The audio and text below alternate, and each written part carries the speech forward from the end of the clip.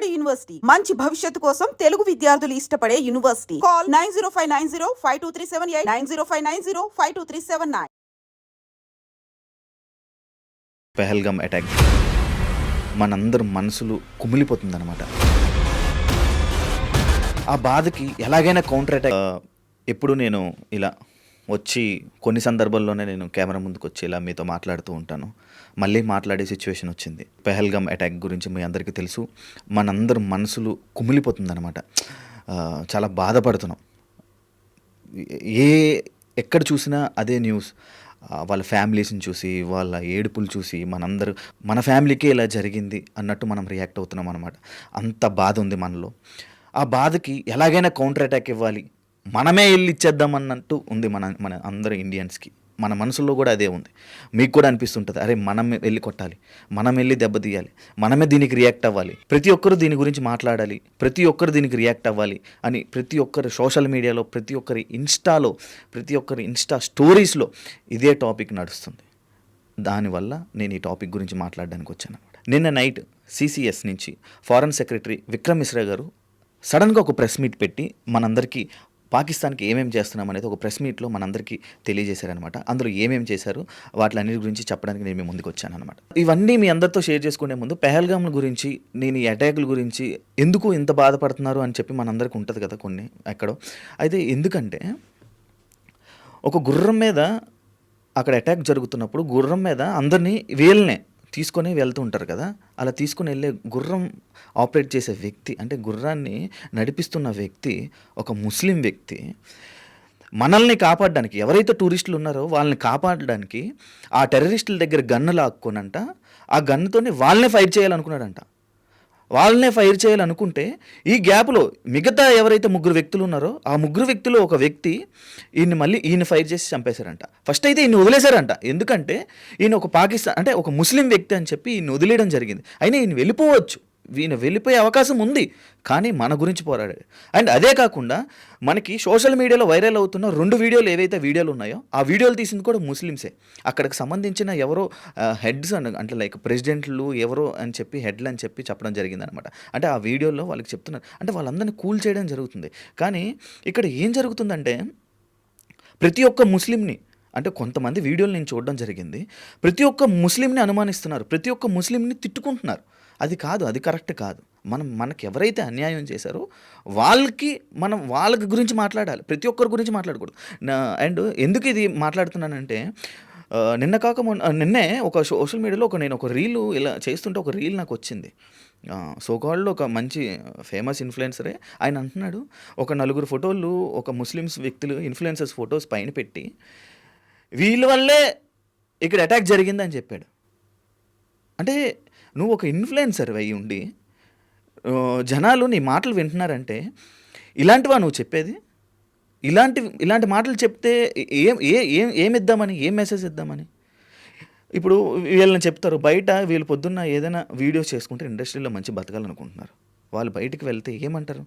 వాళ్ళని టెర్రరిస్టులా చూస్తారు. వాళ్ళని టెర్రరిస్టులతో ఏంటి ఎప్పుడు అంటే ఇలాంటివి చేస్తున్నారనమాట. అది తప్పు. అలాంటివి చేయకండి దయచేసి. అంటే ఇక్కడ మన కాపాడిన ముస్లిం సోదరులు కూడా ఉన్నారు, అందరూ అలా కాదు అని నా అభిప్రాయం. అంతే, నా అభిప్రాయాన్ని మీకు షేర్ చేసుకున్నాను. అయితే మన కౌంటర్ అటాక్గా మన వాళ్ళు ఏమేమి చేశారంటే ఫస్ట్ SAARC అండ్ SVES అని చెప్పి వీసాస్ని క్లోజ్ చేశారనమాట. అంటే దీనివల్ల ఏమి నష్టం అంటే వాళ్ళ నుంచి మనకి రాకపోకలు బంద్. అంటే అక్కడ ఉన్న వాళ్ళు మన దగ్గరికి రాలేరు. అంటే వాళ్ళ చుట్టాలు కానీ వాళ్ళు స్థిరపడిన వాళ్ళు ఇక్కడ ఉంటారు మన ఇండియాలో, ఆల్రెడీ సెటిల్ అయిపోయిన వాళ్ళు, పాకిస్తాన్ వాళ్ళు సెటిల్ ఎవరైతే అయిపోయారో వాళ్ళని చూడడానికి కానీ, లేకపోతే హాస్పిటల్కి, అంటే మన దగ్గర ట్రీట్మెంట్ చాలా బాగుంటుంది, హాస్పిటల్స్ ఖర్చు కూడా చాలా తక్కువ అనమాట. వాళ్ళకి అలా కాదు, చాలా రేట్లు ఎక్కువ. ఎందుకంటే అది డెవలపింగ్ కంట్రీ, అంటే ఇంకా డెవలప్ అవుతుంది. వీళ్ళేమో ఇలాంటి పనులు చేసి ఇలా కెలుక్కొని అవి కూడా పోగొట్టుకుంటున్నారు. అందులోని ఇది ఒకటోదనమాట. ఈ వీసాస్ పోగొట్టుకోవడం వల్ల వాళ్ళు ఇక్కడికి రాలేరు. ఇంకా వాళ్ళు మన ఫ్యామిలీని 48 గంటల టైం కూడా ఇవ్వడం జరిగింది. 48 గంటల్లో వాళ్ళందరూ ఇక్కడ ఇండియా నుంచి ఖాళీ చేసి వెళ్ళిపోవాలి. ఎవరు అఫీషియల్స్తో సైతం, అంటే వాళ్ళకి సంబంధించిన ఒక పర్సన్ ఉంటాడనమాట. వాళ్ళకి మనకి మధ్యన అనుబంధం అనమాట. లైక్ ఒక మధ్యలో ప్రతిదానికి ఒక బ్రోకర్ ఉంటాడు కదా. మనకి ఇప్పుడు లైసెన్స్లు చేయించడానికి వెళ్తున్నప్పుడు ఒక బ్రోకర్ ఉంటాడు.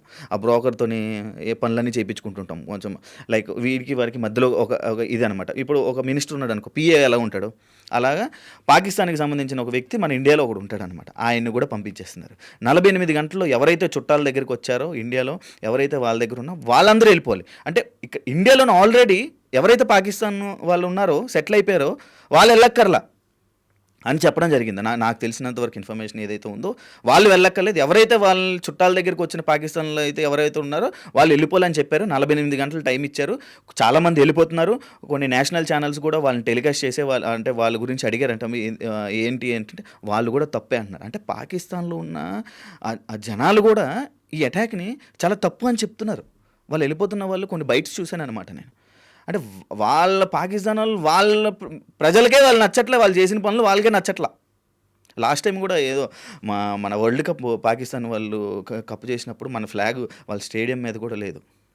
ఇది ఎందుకు ఇలా చేస్తున్నారు? అండ్ అదే కాకుండా వాళ్ళ ఆర్మీ ఆఫీసరు ఒక 2 వారాల క్రితం మన ఇండియాకి ఒక వార్నింగ్ కూడా ఇవ్వడం జరిగింది. కానీ దాన్ని ఎవరు సీరియస్ తీసుకున్నారు, అది ఎక్కువ వైరల్ అవ్వలే. అలాంటి మన బేసిక్గా మన సోషల్ మీడియాలో ఎలాంటి వైరల్ చేస్తారు తెలుసా? ఏమైనా చూడు, ఇన్స్టాలో రీల్స్ కానీ ఎలా పడితే అలా చేసేవాళ్ళని ఎక్స్పోజింగ్ చేసే వీడియోస్ కానీ, లేకపోతే అమ్మాయిలవి కానీ, ఇలాంటివి అంటే పోస్టులు అమ్ముకునే వాళ్ళవి, ఇలాంటి వీడియోలు వైరల్ చేస్తారు. ఇక్కడ వాళ్ళు వార్న్ చేసినవి అలాంటివి అవన్నీ చూడరు. మనకెందుకు? మన పనులు మన ఎంటర్టైన్మెంటు, మనకి సాయంత్రం అయితే ఇది అంతా మన ఎంటర్టైన్మెంట్ మనం ఉంటే చాలు. ఇలా మిగతావన్నీ అవసరం లేదు. ఇలాంటి ఇంపార్టెంట్వైనా ఎవరికి అవసరం లేదు. అందువల్లే ఇలాంటివన్నీ జరుగుతున్నాయి ఇంకా. అండ్ ఇది పట్టించుకోకపోవడం వల్ల ఇలాంటి సిచ్యువేషన్ వచ్చిందేమో. ఆ రోజే వాళ్ళు వార్నింగ్ ఇచ్చిన రోజు మనం కానీ అలర్ట్ అయ్యి మొత్తం అన్నీ ఉంటే ఇలాంటి పరిస్థితి వచ్చేది కాదేమో. అండ్ అదే కాకుండా ఆ నలుగురిలో 2 లోకల్ అంట. అంటే మనకు తెలియదు, జస్ట్ అది విన్నాను నేను. లోకల్ వల్ల వీళ్ళు హెల్ప్ తీసుకొని వాళ్ళు ఇంకొక 2 వచ్చారంట. వీళ్ళు నలుగురు కలిసి ఇదంతా చేశారని చెప్పి ఇదంట. అండ్ అదే కాకుండా ఇంకొక 2ని చంపేశారని కూడా అంటున్నారు. అది మనకి క్లారిటీ రాలేదు. ఒకవేళ క్లారిటీ వస్తే మళ్ళీ ఇంకొక వీడియోలో నేను చెప్తాను. వాళ్ళిద్దరిని కూడా 2 దొరికారు, వాళ్ళిద్దరిని చంపారన్నారు. ఇంకా అఫీషియల్గా బయటకి రిలీజ్ చేయలేదు. అది కూడా తెలిస్తే నేను దాని గురించి కూడా మాట్లాడతాను. అయితే ఇప్పుడు ఈ వీసాస్ వల్ల వీళ్ళందరినీ వెళ్ళిపోలే. 48 గంటలు టైం ఇచ్చారు, ఆల్రెడీ వెళ్ళిపోతున్నారు. ఇదంతా ఒకటి. అండ్ ఇంకొక పాయింట్లోకి వస్తే, ఇది మెయిన్. ఇది యాక్చువల్లీ నేను ఫస్టే చెప్పాలి, బట్ సెకండ్ చెప్తున్నాను. Water blockage. మనకి హైదరాబాద్లో కూడా అపార్ట్మెంట్లు అవన్నీ ఎక్కువైపోయి మనకి వాటర్కి ఎండాకాలం వస్తే ఎంత ఇబ్బంది పడుతున్నామో మనకు తెలుసు. వాటర్ ట్యాంకులని కానీ లేకపోతే ఇవన్నీ, అలాంటి వాటర్ని పాకిస్తాన్కి బ్లాకేజ్ చేసామన్నమాట మనం. అంటే అది ఇంకెంత దారుణమో చూడండి. దాని గురించి నేను క్లారిటీగా కూడా మీకు ఇప్పుడు చెప్తున్నాను. ఇది యాక్చువల్గా 1960లో, అంటే మనకి దాదాపుగా 64 సంవత్సరాలు అనుకుంటా. అప్పుడు పీస్ కోసం, అంటే 2 దేశాలు పీస్ కోసం ఈ ఒప్పందం అనేది అప్పుడు రాసుకున్నారు. ఏమని? మన సింధు జలాలు, లైక్ మన వాటర్ని, ఇండస్ వాటర్ ట్రీటీ అనేది ఏదైతే ఉందో అది మనం ముందే రాసుకున్నాం అన్నమాట. అంటే ఈ పీస్ కోసం మనం వాటర్ పంపించడం ఇలాంటివన్నీ జరుగుతున్నాయి. అయితే వాటర్ బ్లాకేజ్, మన ఇండస్ రివర్ని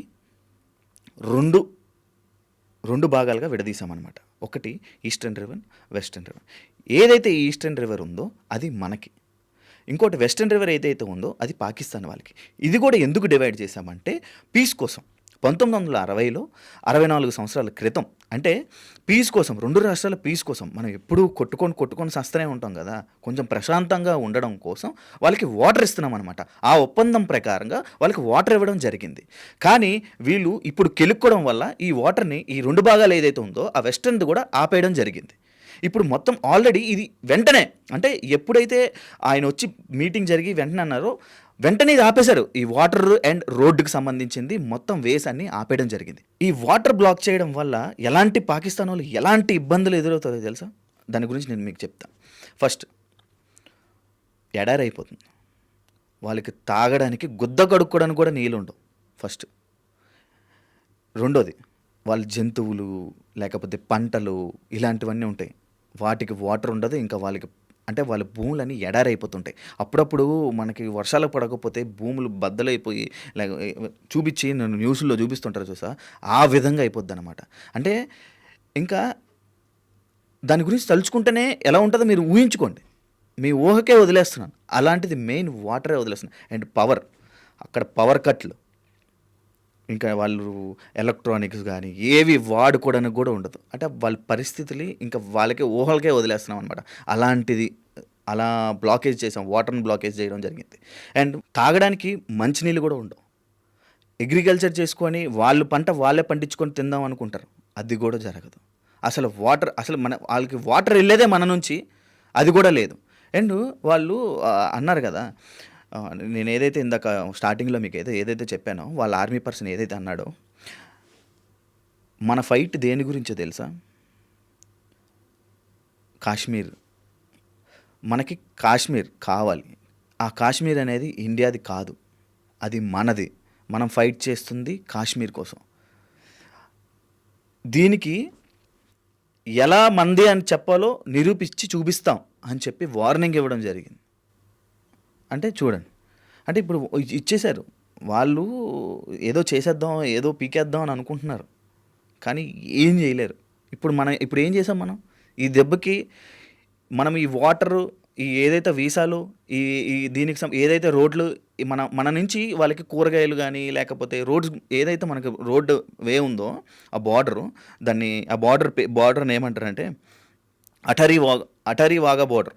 అటారీ వాగ్ బార్డర్ అనేది ఒక బార్డర్ ఉంది మనకి. అంటే వాళ్ళ నుంచి మనకి, మన నుంచి వాళ్ళు వెళ్తూ ఉంటారు అనమాట. లేకపోతే మన నుంచి కూరగాయలు కానీ లేకపోతే నిత్యావసర ఇవన్నీ ఈ ఆన్ రోడ్ నుంచి వెళ్తుంటే అవన్నీ బ్లాక్ చేశారనమాట.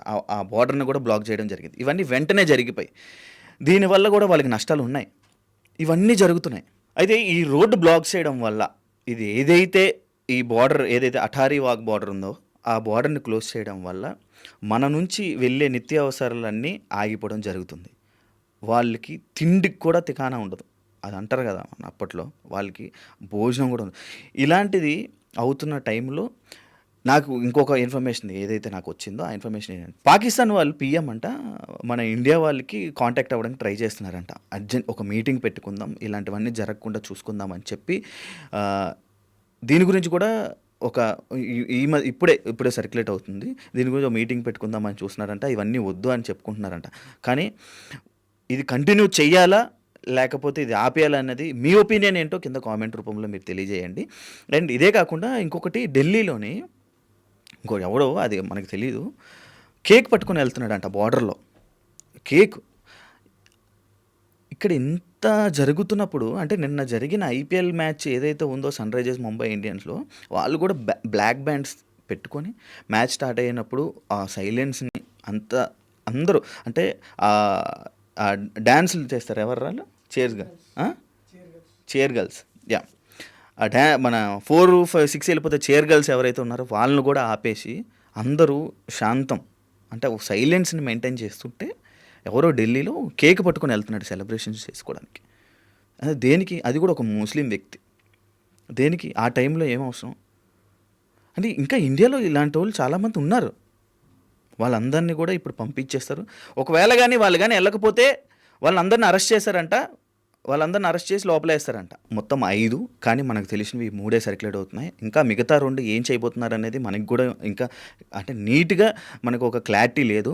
ఆ క్లారిటీ వచ్చిన తర్వాత నేను మళ్ళీ ఇంకొక వీడియో చేసి చూపిస్తాను. అండ్ ఇది ఒక్కటే కాదండి, కౌంటర్ అటాక్ మళ్ళీ మనకి ఇవన్నీ జరిగింది కాబట్టి మన ఆర్మీ, మన ఫోర్సెస్ ఏవైతే ఉన్నాయో అవి కూడా రెడీగా ఉన్నాయి. అండ్ మన బార్డర్లో కూడా పరిస్థితి చాలా దారుణంగా ఉంది. లైక్ ఎలా అంటే ఎప్పుడు ఏ నిమిషంలో ఏం జరుగుతుందో కూడా ఎవరికీ తెలియదు. కానీ మన వాళ్ళు కూడా, మన జనాలు కూడా చాలా వెయిట్ చేస్తున్నారనమాట.